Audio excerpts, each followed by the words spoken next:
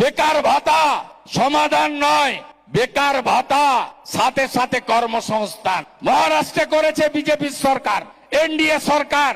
Graduate বেকার যতক্ষণ না চাকরি পায় 6,000, নন গ্রাজুয়েট বেকার যতক্ষণ না চাকরি পায় 4,000 টাকা দেবেন্দ্র ফাডনবিসের সরকার।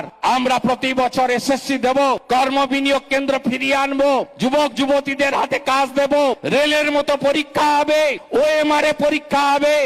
সব দেখা হয়ে গেছে। 25 বছরের কংগ্রেস, 34 বছরের কমিউনিস্ট, 15 বছরে এই দুর্নীতিগ্রস্ত তোলা আমুলকে এরা চুরি করেনি এমন কোন জায়গা নেই। পায়খানাও খেয়ে ফেলেছে স্বচ্ছ ভারত মিশনে।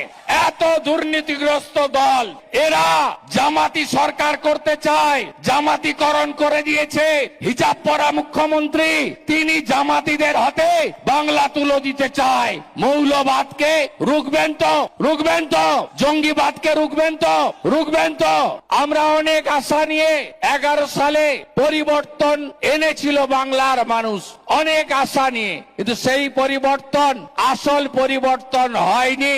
সেই পরিবর্তনে আমরা রঘু ডাকাতকে এনেছি, চোরেদেরকে তাড়িয়ে আজকে এরা গোটা রাজ্যকে লুটপাট করে নিয়ে গেছে। তাই আমাদের বক্তব্য, পাতালের ভিতরে ঢুকে থাকলেও টেনে বের করবে বিজেপি সরকার, টেনে বের করবে। আর ধর্ষকদের সকালে জমা করব, বিকালে খরচ করে দেব ভারতীয় জনতা পার্টি। ইউপি পারলে, আসাম পারলে, মহারাষ্ট্র পারলে, উড়িষ্যা পারলে আমরাও পারবো। আমাদেরকে আপনারা আনুন।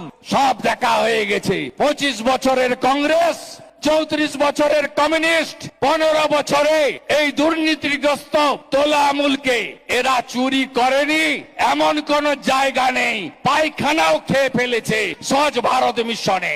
এত দুর্নীতিগ্রস্ত দল। নরেন্দ্র মোদীজি কত দিয়েছে জানেন? 10 লক্ষ কোটি টাকা। কোথায় গেছে জানতে চাইবেন না? এই চোর তো তৃণমূলকে জিজ্ঞেস করবেন না?